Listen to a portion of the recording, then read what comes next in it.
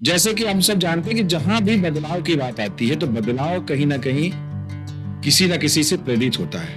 मेरा परिचय, मैं शोभाराम कश्यप। आपको लगता है अभी का इतिहास बनाएंगे? हम भी बनाते हैं। किसान बड़ा खींच के जाएंगे, मरने के बाद भी चर्चा हो, ये सोच है हमारी। अब देखो कहाँ तक चल रहा है। अभी तक आपने कितने पेड़ लगा दिए? मैं तो 1000 हड़ताल लगा, यही प्रश्न किया था योगी जी ने मुझको कि अब तक कितने घोंसले लगाए। मैंने कहा 15,723 नंबर का घोंसला। अगर मोदी और योगी से मिलने का मौका मिले किसी एक से तो किससे मिलेंगे? मैं योगी से। फिर तो उनकी हालत यह है कि जो चश्मा 60 में लगता था वो 8 में लग रहा भाई। नमस्कार दोस्तों, बैठक विद श्याम में आपका बहुत बहुत स्वागत। आज के इस बातों का सिलसिला हमारे इस पॉडकास्ट चैनल पे शुरू करने जा रहे हैं हम। और जैसे कि हम सब जानते हैं कि जहां भी बदलाव की बात आती है तो बदलाव कहीं ना कहीं किसी ना किसी से प्रेरित होता है और उसकी प्रेरणा मिलती है लोगों से। तो आज हम जिस बदलाव के लिए अपने स्टूडियो में जिससे बात करेंगे उनका नाम है श्री शोभाराम कश्यप जी। हम सब परिचित हैं उनसे अच्छी तरह से। तो आज उस बदलाव के लिए उनसे कैसे इनकी यात्रा हुई उनसे पर चर्चा करते हैं, उनसे बात करते हैं। बातों का सिलसिला बैठक विद श्याम में। नमस्कार सर, आपका बहुत बहुत स्वागत। और सबसे पहले इस बातों का सिलसिला हम शुरू करें तो हम जानना चाहेंगे आपका अपना व्यक्तिगत परिचय है। मेरा परिचय, मैं शोभाराम कश्यप, निवास मेरा जो कटरा में है, पेशे से मजदूर हूँ जी। और सोशल वर्कर। मेरी शिक्षा कक्षा 1 से 5 तक यहाँ पर कटरा प्राइमरी विद्यालय है तो 5 तक मैंने वहाँ पढ़ा और 3 वर्ष तक मैंने जो है डीएवी कॉलेज में पढ़ा। और मैं कक्षा 1 से 8 तक फर्स्ट था और 8 तक मैं क्लास मॉनिटर था, अपनी क्लास का मॉनिटर था। फिर उसके बाद ऐसी परिस्थितियां बनी या घर में कोई शिक्षित नहीं थे तो ज्यादा ध्यान नहीं दे पाए तो मैं नहीं पढ़ पाया। रुचि मेरी थी और इतिहास मेरा प्रिय विषय था तो मैं इतिहास का छात्र भी हूँ अभी भी। और सोशल वर्क में ग्रेजुएशन आपका कंप्लीट नहीं हो पाया? अरे वहां तक पहुंच ही नहीं पाए। आइए, मेरा उद्देश्य सिर्फ यही था बार बार एजुकेशन के बारे में पूछने का कि एजुकेशन पढ़ाई से नहीं कि हमने क्या डिग्री हासिल करी। आज हमारे साथ बैठे हैं इनकी इसी बात पर मतलब एक अपने आप में एक लीजेंड है कि बिना बाहर मतलब शिक्षा लिए हुए फिर भी शिक्षित है और लोगों को जागरूक कर रहे हैं। तो उसके लिए क्या ऐसा लगा कि आपको शिक्षा बिना ही इतने शिक्षित हो गया? अगर ईमानदारी से भाई, इंटर तक तो व्यक्ति यहाँ साक्षर होता है, शिक्षित नहीं होता। साक्षर को ही शिक्षित कहते हैं, यहाँ पर जोड़ लेते हैं जितने लोग शिक्षित हैं देश में जी। जबकि वो केवल साक्षर है, एक तो सही ढंग से पत्र नहीं लिख सकते। अगर बात करो तो सबसे पहला बदलाव आपके जीवन में कहाँ से शुरू हुआ? चूंकि आपने शिक्षा इतनी अच्छी ली नहीं, उसके बाद भी आप इस मुकाम तक पहुंच पाए, तो सबसे पहला सीढ़ी कहाँ थी जहां से आपको एकदम टर्निंग पॉइंट जिसे कहेंगे? टर्निंग पॉइंट इससे बना कि 1992 का सन था और केन नदी में बहुत बड़ी बाढ़ आ गई। जी। जमुना बढ़ी हुई थी, केन बढ़ी हुई थी, उसी समय बरियारपुर बांध से पानी छोड़ना पड़ा, बांध टूटने की स्थिति में था। 285 क्यूसिक मीटर नहीं, बांध टूट जाता तो बांधा बह जाता। 9 बजे रात की वो बाढ़ आ गई, वो इतनी तेज आई कि जो कभी ना आई थी। यहाँ पर चाबी तालाब है बहुत ऊंचाई पर, उसको भी डूब गया। हम लोग देखने गए, जब देखा, वैसे तो तमाशा देखने गए, लेकिन जब देखा कि लोग खरपैलों में चढ़े हैं, पेड़ों में चढ़े, चिल्ला रहे हैं और बहुत सारे लोग बह के आ रहे हैं। 272 गांव डूबे थे नदी किनारे के नदी। तो क्या उम्र रही होगी आपकी उसमें? अब 72 है अभी इस समय उम्र। 12 अगस्त को 72 पूरी हो जाएगी। लगता नहीं कि 72। और उस समय काफी युवा था मैं, और मैं निषाद समुदाय से ताल्लुक रखता हूँ, तैराक हूँ। और 2-4 लोग मेरे और वहाँ रहते हैं मोहल्ले में, मेरी जमातियाँ अच्छा तैरती हैं, वो मछली को पकड़ने काम करते हैं, उनसे अच्छा तैराक कोई नहीं होता। तो जब मैं लौट के आया, जल्दी गंभीरता से लिया और माँ को बताया कि लोग डूब रहे हैं, बाढ़ बहुत आ गई, मैं बचाने जा रहा हूँ, शाम को रात में ना आऊंगा, सुबह आऊंगा। और मेरी माँ इस तरह की थी, कभी कोई चीज को मना नहीं किया। हर अच्छे काम के लिए चाहे जितना साहसपूर्ण हो उसने इजाजत दी। खैर, वो अच्छे संस्कारों की थी, बहुत चीजें उसी ने मुझे सिखाई, जीव जंतु न मारो, ये सब। तो वो सब मेरे संस्कार में गए। हम उनको निकाला, गए 9 बजे से और सुबह 7 बजे तक हम लोगों ने रात भर, और ज्यादा दूर में जो ठाट में बहकर आते थे, दरअसल जो गांव किनारे होते हैं, अब तो पक्के घर हो गए, पहले तो कच्चे ही घर थे, तो नदी की बाढ़ में जब वो डूबते हैं तो सारे लोग खपरेल में चढ़ जाते हैं और खपरे फेंकते हैं। कच्ची दीवार ढह जाती है, खपरेल तैरने लगता है। वो अपने हिसाब से मुड़ता तो नहीं लेकिन डूबता नहीं है, वो तैरते हुए चिल्लाते हुए चलते हैं, कहीं कोई मददगार मिल जाए। ये अच्छी बात है, मतलब कहीं ना कहीं वो हाँ, अपना एक सिस्टम बना लिया उन्होंने गांव वालों ने कि बचने का। बंधा हुआ होता है तो नाव की तरह तैरता, बंधा हुआ होता है तो नाव की तरह तैरता, डूबता नहीं है, बड़ा होता है, नाव से भी बड़ा होता है। तो वो बहुत सारे तो ठाट पकड़े, हम लोग दौरी वोरी की व्यवस्था भी की। तो जो ज्यादा दूर था, मतलब जिसमें भाव रोड पड़ रही है, तो जो नए लड़के थे डूब में जाए तो उनके पास मैं जाता था और डोरी बांध दी, और जहां तक डोरी आई तो दूसरे ने बांध दी, इस तरह बाहर निकाला। सुबह जो है यहाँ पर जो तत्कालिक जिलाधिकारी थे डॉक्टर शंकर दत्त ओझा, यहाँ तहसीलदार थे मिथिलेश त्रिवेदी, एसडीएम थे बबेड़ू राम शास्त्री, ये पूरी टीम और कुछ लेखपाल सब लोग आए। तब तक हम कम से कम 1100 लोगों को बचा चुके थे और बहुत सारे जानवर। तब लोगों ने बताया कि साहब आप अभी आए हैं, अगर ये रात में न होते तो हम तो तैरना जानते हैं, पेड़ की कुंदई में चढ़े थे और पानी मीलों चला गया, हम लोग मर जाते। डॉक्टर शंकर दत्त ओझा ने मुझसे हाथ मिलाया, बाहर बुलाया, मुझे हाथ मिलाया, मैं चड्डी बनियान पहने था, उस समय भी जानवरों को बाहर निकाल रहे थे हम लोग, और बुलाया मुझे कि आप आइए कार्यालय मेरे। गए, तुमने हाथ भी मिलाया, बैठाला और अपने तहसीलदार को बुलाया और कहा उन्होंने कि मैं तुम्हें बाढ़ प्रांतीय मोर्चा का संयोजक बनाता हूँ, एक हस्ताक्षर मेरी डायरी में कर दीजिए, एक तहसीलदार की, मैं संयोजक हो गया। हर मीटिंग में मुझे बाढ़ से संबंधित बुलाया जाने लगा, मेरी राय शामिल की जाने लगी। फिर गिरहगरी अनुदान और हेतुक सहायता वगैरह बढ़ती तो मेरी लिस्ट से बढ़ी और जिले में सबसे अधिक पैसा बढ़ा। यानी वही आपका टर्निंग पॉइंट था कि आप समाज सेवा की तरफ बढ़ गए। समाज सेवा की तरफ तो इन कारणों से नहीं बढ़े, जब रात में बाढ़ थी, वो बड़ी घटना वही है। तो मैंने ये देखा कि जो लोग तैरना जानते थे वो केवल अपने लोगों को बचा रहे थे, दूसरों को नहीं, वो चिल्ला रहे, उनसे मतलब नहीं। तो मेरी समझ में ये बात आई, ये जातिवाद है, छोटा सा बात, बहुत लोगों में होता है बीमारी की तरह, और वो अकेला पता रह जाता है, फिर वो सारी जातियां उसके खिलाफ खड़ी हो जाती है, जहां जहां भी है आप गौर कर लीजिए। बिल्कुल सही। अब जैसे इस्लाम को लेकर के है कि पूरी दुनिया उनके खिलाफ है, क्योंकि वो एक पॉइंट पर चल रहे हैं, उत्तर पता नहीं है। ऐसे जातियों में कोई व्यक्ति जाति का बात ले लेगा तो सारी जातियों को खिलाफ करने का ऐलान ही कर दिया उसने। फिर उसके बाद क्या हुआ ये, तो मैंने कहा ये इनके अंदर ये बात क्यों है, तो मैं समझ गया कि इनके अंदर जो है समाजवाद या राष्ट्रवाद नहीं है, ये वो इतना इनका ज्ञान है कि ये अपनी जात के आदमी बचाएंगे। फिर वो खैर घटना हुई और आगे चलकर मैंने सोचा कि इसका क्या उपाय हो सकता है, विकल्प भी सोचना चाहिए। मैंने कहा इनके अंदर अगर राष्ट्रवाद पैदा कर दिया जाए तो जाति खत्म हो जाएगी, जातिवाद वो वाला। बिल्कुल सही है, जाति से मैंने 100 तिरंगे लकड़ी के बनाए, मैं यूनिक डिजाइनों को लकड़ी का कारीगर भी हूँ, पहले भी था, तो मैंने बनाए और छात्रों को दिए छोटे छोटे, वो अपने अपने विद्यालयों में अपने अपने सर को लेके गए। अच्छा, झंडे की जो शुरुआत वहीं से आई, उसी घटना से, उसी घटना से कि लोगों में राष्ट्रवाद पैदा किया जाए। झंडा एक ऐसा निशान है, राष्ट्र निशान, कि लोगों को देख करके राष्ट्र का भाव पैदा होता है। वही सोचा मैंने इससे बेहतर नहीं हो सकता कुछ, और इससे बड़ी गिफ्ट भी नहीं हो सकती राष्ट्रीय पर।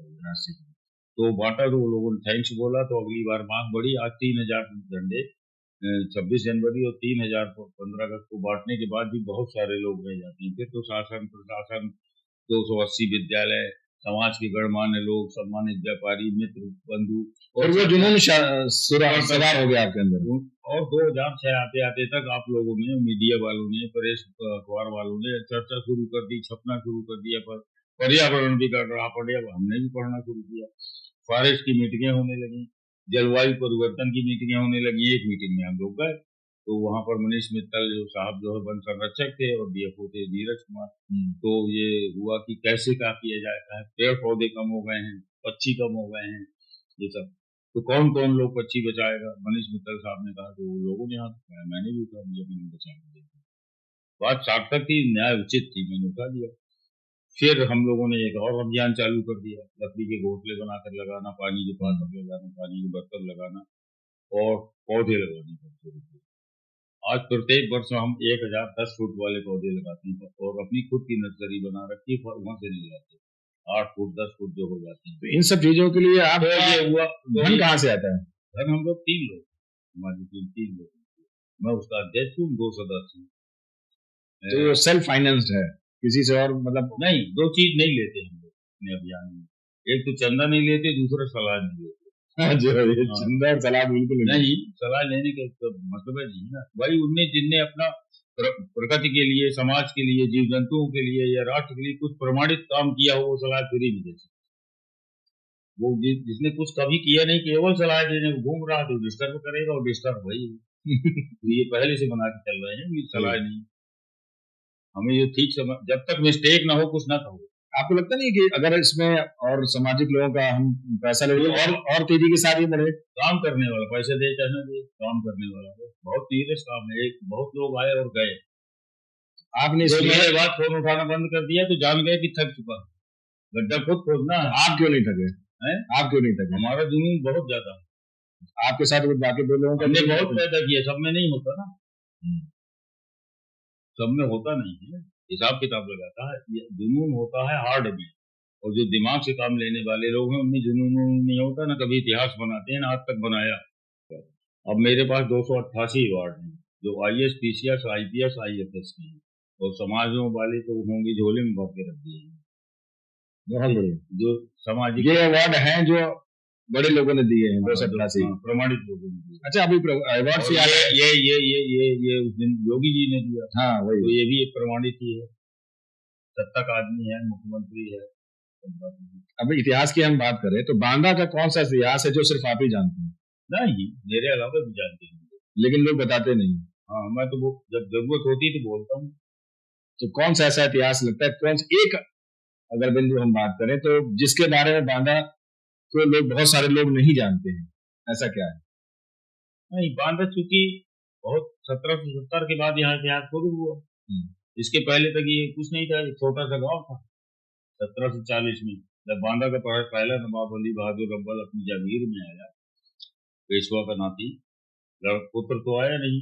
जब पेशवा बाजीराव को नाम से मस्तानी दे दी छत्रसाल ने, मोहम्मद बंगस के खिलाफ सहायता करनी, तो 4 चीजें दे दी छत्रसाल ने, तो पूरे बुंदेलखंड का राजा था। उसने बांदा कर दी, कालिंजर दुर्ग और मस्तानी दे दी पेशवा बाजीराव को। तो उसने, पेशवा ने मस्तानी से पैदा होने वाले पुत्रों के नाम बांदा की जागीर ली थी, लेकिन वो जो पहला पुत्र हुआ उसका नाम शमशेर बहादुर था, वो कभी नहीं आया, वो वहीं रहा और फौजदार था। 1661 में जब अहमद शाह अब्दाली ने भारत पे आक्रमण किया तो पानीपत में मराठे लड़े बहुत विकट, हालांकि हार गए, पहला युद्ध हारे मराठे। तो उसमें जो शमशेर बहादुर था, पेशवा का पुत्र प्रतिनिधि बनकर गया था, उसका नाम विश्वास राव था, तो बहुत वीरता से उसकी रक्षा करता हुआ मारा गया। तब उसका पुत्र अली बहादुर अव्वल पहला नवाब हुआ जो अपनी जागीर में दखल करने आया, और साथ में उसके जो है अनूप गिरी गोसाई भी आया, वो उसका प्रधान सेनापति बाद में बना। तो ये वो है रहती थी जनपद। तो 1821 में पहली बार बांदा बना, उसके पहले तो सिंहड़ा था जनपद, सिंहड़ा जनपद। हाँ, सिंहड़ा जनपद था, सैकड़ों वर्षों से, हजारों वर्षों से जनपद था। और एक समय सिंहड़ा महाजनपद था। महाजनपद का मतलब प्रांत। जब पूरा भारत 8 देश और मिलाने पर, जब पूरा भारत जो है 72 भारत था, तो 16 महाजनपदा, 16 महाजनपदों में बटा हुआ था। आज के प्रांतों से 3-3 गुना बड़े, तो महाजनपद कहलाते। तब वो सिंहड़ा जो है महाजनपद, कृष्ण ने जो 5 गांव मांगे थे, वो 5 महाजनपद है मांगे थे, जिससे वो दुर्योधन नाराज हो गया। उसमें ये कालिंजर भी, और मतलब उसी की कंटिन्यूटी में अगर हम बात, और जब बांदा का जो नवाब था वो लास्ट नवाब था, जो 1857 की क्रांति में 12,000 आदमी लेकर के झांसी की रानी की मदद में गया। अच्छा। जब 1857 की क्रांति में जनरल हिरोर ने झांसी को घेर लिया, तो झांसी की रानी लक्ष्मीबाई ने एक चिट्ठी बांदा नवाब के नाम लिखी और मदद मांगी, और राखी वो हर साल भेजती थी, जो उसी खानदान का बांदा नवाब था, उसी खानदान की झांसी रानी थी, जो भाई बहन का रिश्ता बचपन से था। और लाला दुलारे लाल के नाम से वो एक लेखक था, उसके द्वारा भेजी। उसमें लिखा था, उसकी एक प्रति जो है दुबेला म्यूजियम में, के म्यूजियम में रखी है। उसमें लिखा कि भाई अली बहादुर को बहन लक्ष्मीबाई की जोहार पहुंचे, लाला दुलारे लाल के हाथ राखी भेज रही, फिरंगिन ने झांसी घेर लई, गाढ़ो बख्ताओ मदद खिलाने आबो हो, नीचे मौजूद, ये इतने ही शब्द थे। राजकीय भाषा थी बुंदेली इस समय यहाँ के राजा, यहाँ के लिए। हाँ, राजकीय भाषा का दर्जा था उनका। हिंदी तो बहुत बाद में चली। तो नवाब के पास 4000 सेना थी, लेकिन उसने जब मुनादी कराई चारों तरफ, और जो शहर की मुनादी थी वो इस तालाब से होती थी, जो शाही तालाब से डिग्गी तालाब कहलाता, डिग्गी तालाब, ऐलान यहीं से होता था। और नवाब ने सबसे पहला काम किया कि कालबंद में ऐलान किया अंग्रेजों के खिलाफ कि आज के बाद से अंग्रेजी हुकूमत खत्म, अगर यहाँ का कोई आदमी अंग्रेजों को दोजख रसीद कर देगा तो कोई कार्रवाई ना की जाएगी। और वो वहां से जो ऐलान किया था उसने, और 2 झंडे लगाए, एक बहादुर शाह जफर का, एक नाना साहब का, तो वो झंडा चौराहा कहलाता है। अच्छा, तभी से झंडा ऐलान किया उसने, हाँ, तभी से उसका नाम झंडा चौराहा, झंडा चौराहा। और यहाँ तो कृष्ण गोपाल गौतम अच्छे लेखक रहे, कवि रहे, उन्होंने लिखा है कि अपनी लाइनें लिखी, खंडकाव्य एक लिखा, उसका शीर्षक है समाधि सुमन, वो बांदा नवाब पर भी लिखा है। तो कुछ लाइनें हैं उसकी कि यह है प्राचीन विराटपुरी है, बाप देव की तपोधरा, इसकी बलिदानी छाती में है, स्वाभिमान का रक्त भरा है, यही भीम और कीचक का द्वापर में भीषण समर हुआ, प्रसिद्ध रीति कभी पद्माकर कमनीय काबले समर हुआ, पेशवा वंश का कोहिनूर पूनापति बाजी राव भूप, पन्ना पत छत्रसाल ने दी मस्तानी उसको भेंट रूप, बांधा जागीर साथ में ही उपहार रूप में की प्रदान, पाकर हुआ हर्षित बाजी लेकर अपार धनराशि दान, मस्तानी सुख शमशेर जंग वह एक वीर सेनानी था, उसी युद्ध विशारद का प्रपौत्र ये अली बहादुर शाही था।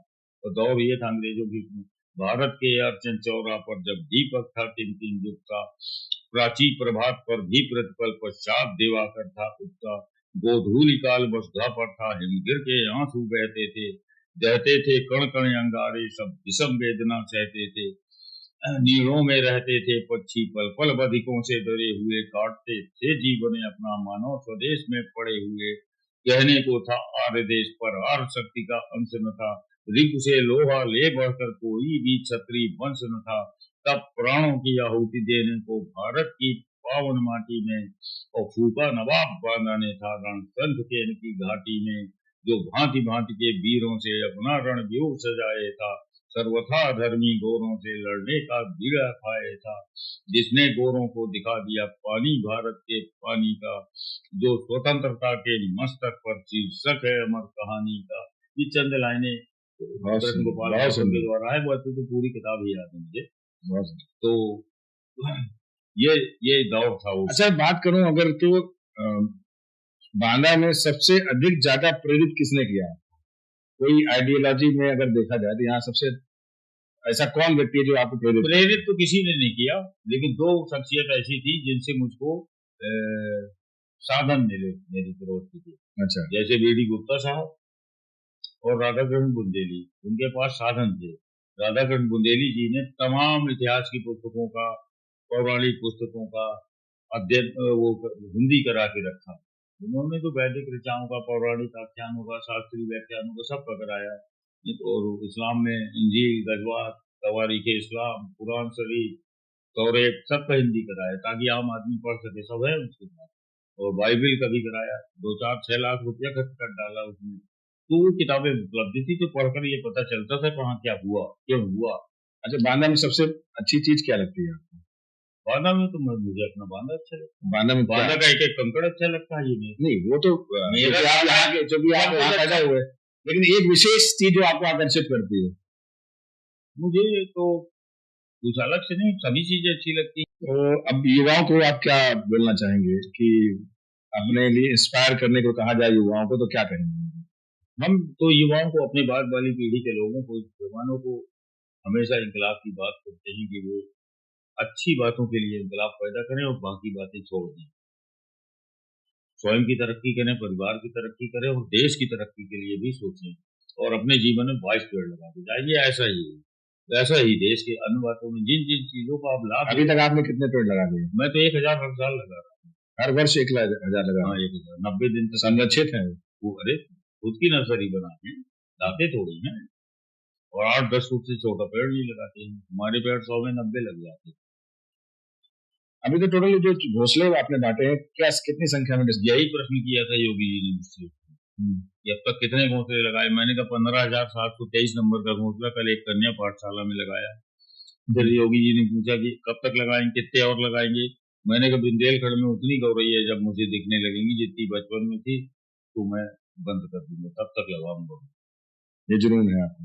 हाँ, मेरा जुनून है, जुनूनी भाषा का प्रयोग करता हूँ, चाहे वहां मैं राष्ट्रपति बैठा हूँ, बात तो अपनी में कहूंगा ना, अपने स्टाइल में कहूंगा। अगर मोदी और योगी से मिलने का मौका मिले किसी एक से, तो किससे मिलेंगे आप? मैं योगी से। मोदी से नहीं? नहीं मिलूंगा, पहले नंबर पहले नहीं है वही जो जिस ख्याल के हम है उसे योगी कर सकता है, निर्णय लेने की क्षमता होती है। यानी आपको भी योगी पसंद है? हाँ, योगी सत्ता में फिर योगी आएंगे? हाँ, आ जाएंगे 2027 में वो आ जाएंगे। इसलिए आ जाएंगे कि विपक्ष में कोई उसकी जोर से लड़ने वाला नहीं है, और वो जो 2-4 पार्टी इकट्ठा करके लड़ेंगे तो वो बीजेपी से कम लड़ेंगे, आपस में ज्यादा लड़ेंगे। तो लड़ते हुए चलेंगे तो उनको हारना निश्चित है। और उनके पास एक ही वर्ग का है जो निशान पर वोट डालेगा, बाकी कोई उनके साथ नहीं है। जैसे सपा समझती है कि मुसलमान भाई हमारे साथ है, तो कोई मुसलमानों की कोई पार्टी है नहीं, आज तक मुसलमानों को कोई नेता नहीं हुआ। वो तो हिंदुओं को वोट देते हैं, गाली बीजेपी को देते हैं। तो चाहे मायावती को दे, चाहे अखिलेश को दे, चाहे किसी को दे, वो दे हिंदू को देंगे, और हिंदुओं के खिलाफ नहीं। और अलग अलग वोट डालते हैं वो। जैसे बांदा विधानसभा में चुनाव हो रहा है, सब जगह हो रहा, बांदा में हो रहा, बीजेपी की टक्कर में अगर सपा है तो सपा को पूरा मुसलमान दे देगा, और वो उरई में का नाम से कांग्रेस है तो कांग्रेस को दे देगा, और वो महोबा में अगर मान लो बीएसपी वाला टक्कर में दे तो उनको दे तो देगा। इनका जो है पूरी एक जगह वोट नहीं, या तो भर देगा किसान बस। तो उसका परिणाम ये होगा कि वो सीटें जीते न जीते, वोट प्रतिशत आ जाएगा 12 में, और उनका पहुंच जाएगा 35 में बीजेपी वालों का। उनके यहाँ निशान पर वोट डालते हैं, वोट प्रतिशत से भी फर्क पड़ता है ना, तो उनका 35% तक वोट पड़ जाएगा। तो ये इतनी ज्यादा संख्या होती है, 65% की राजनीति कर रहा विपक्ष और 35% की बीजेपी कर रही है। बस वो है डिस्ट्रीब्यूट नहीं होता उनका, होना हो पाएंगे, ये होने न देंगे। यदि आपको बांदा का जिलाधिकारी एक दिन का बनाया जाए, बना दिया जाए, तो पहले कौन से 3 काम करेंगे? पहला काम तो मैं ये करूंगा कि जितना प्रवेश मार्ग है इस शहर का, नरैनी रोड से इधर से इधर महोबा रोड से इधर से जितना भी है, तो अब तक जो महापुरुष हुए जिनका योगदान बांदा के लिए था, पहले उनके नाम के एक गेट उसी दिशा में बनवाऊंगा, जिनका मूल 15-15, 20-20, 30-30 लाख होगा। उसमें फिलहाल एक लगेगा, उनका संक्षिप्त चार्ज। दूसरा उसमें ये है कि जो जिस तरफ, जैसे तुलसीदास तो राजापुर की तरफ वो वाले रोड में, महर्षि वामदेव तो ये राजा छत्रसाल, दुर्गावती जिनका योगदान था, नवाब अली बहादुर शाह कर दिए। तो इस तरह एक काम तो मैं ये करूंगा, और दूसरा फॉरेस्ट को आदेश करूंगा कि आप जो है, अगर किसी ने किसी भी जीव को मारा, चिड़िया तक को मारा, तो उसके ऊपर इतनी बड़ी राख, सबसे बड़ी वाली राख जरूर लगाइए। हमारे यहाँ बैलेंस पूरा घट गया है, पेड़ हरे पेड़ तक काटने की इजाजत किसी प्रकार में दी जाए, सख्त आदेश डीएम लिखित में कर दूंगा, जारी कर दूंगा। जब हो गया, आपने जो बड़ी दूसरी बात कही, चिड़िया तक न मारे, तो जो मारे तो उसको राष्ट्र नहीं, तो जो आप देखते हैं लोग खाते हैं, वो क्या करेंगे? नहीं, जो चिड़िया जैसे चिड़िया नहीं, जो बाकी लोग खा रहे हैं, तो चिड़िया से जो बड़े बड़े नहीं, जो जानवर अधिकृत है वो खाएं। उसके अलावा जो भाई जितना भी उसके अलावा है वो सब राष्ट्रीय संपत्ति में आता है ना। तीसरा काम क्या होगा? यही करूंगा। और तीसरा तो ये चल ही रहा है, पर्यावरण संरक्षण, इसमें मैं स्वयं इन्वॉल्व रहूंगा, अभी भी हूँ। आज आखिरी प्रश्न रखूंगा कि जो लोग आजकल युवा पीढ़ी, जिसको आप कह रहे थे क्रांतिकारी बनाऊंगा, वो आजकल तो सोशल मीडिया और फोन पर व्यस्त है, वो कैसे उनके लत छुटाएंगे? वो दरअसल पहले तो खेल जो होते थे स्वास्थ्यवर्धक होते थे, जब स्वास्थ्य सही होता था, स्वास्थ्यवर्धक खेल खेलता था तो गहरी नींद आती थी, मस्तिष्क फ्रेश होता था उस व्यक्ति का, और बिना तनाव के सुबह उठता था। और आज जितना भी खेल है मोबाइल में है, तो जब स्वास्थ्य अच्छा ना होगा तो मस्तिष्क अच्छा ना होगा, ठीक है ना। मस्तिष्क भी स्वास्थ्य का ही हिस्सा है, बिल्कुल। तो वो पहले तो चीज केवल मोबाइल है जो केवल संदेशा देने के लिए, खाली समय के लिए उसमें तमाम चीजें डाल दी गई, गीत भी है, वीडियो भी है, फलाना भी है, तो वो बात कम कर रहे हैं, उसमें ज्यादा उसकी आदत कैसे छुड़ाई जाए? उनकी रुचि खेल कूद में होना चाहिए, उम्र में अपने खेल कूद में होना चाहिए। इसके लिए बहुत सारे साधन अगर बना दें जिला प्रशासन, स्विमिंग पूल बना दें। लोग यहाँ तैरना नहीं जानते, जबकि बुंदेलखंड के आदमी के ऊपर हमेशा से लोगों से समझ लीजिए नियम अनिवार्य था, बुंदेलखंडी वही है जो पेड़ में चढ़ना, पहाड़ में चढ़ना, तैरना और लाठी चलाना जानता, वही बुंदेलखंडी है। एक नियम रहा हमेशा, ये लाठी वाला जिला कहलाता है। आज वो कुछ नहीं जानते। वो जब वो खेल मैदान में नहीं खेल रहे, मोबाइल में खेल रहे, तो उन्हें कुछ नहीं आता। फिर तो उनकी हालत यह है कि जो चश्मा 60 में लगता था वो 8 में लग रहा भाई। जो 60 में लगता था। हाँ, तो बच्चे कलम से स्कूल की बस निकलती, छोटे छोटे बच्चे चश्मा लगाए, क्या है ये? बहुत अच्छा लगा बातों का सिलसिला बैठक विद श्याम में। आपने अभी सुना कि हमारे समाज प्रेमी, समाज सेवी और पर्यावरण प्रेमी श्री शोभाराम कश्यप जी ने बदलाव की जो बात करी, सबसे बड़ी बात थी कि इन्होंने कोई बहुत बड़ी डिग्री, डॉक्टरेट या बहुत ऐसा कुछ शिक्षा नहीं की, लेकिन जो भी किया वो एक अपने आप में बहुत बड़ा है। तो जो प्रेरणा ली, जो पर्यावरण बचाने के लिए, तो एक शिक्षित नागरिक होने के नाते उन्होंने जो भी किया वो बहुत अच्छा किया। हमारी शुभकामनाएं उनके साथ है और उम्मीद करते हैं कि आगे भी ऐसा ही जारी रहेगा। बैठक विद श्याम में आपको बहुत बहुत धन्यवाद।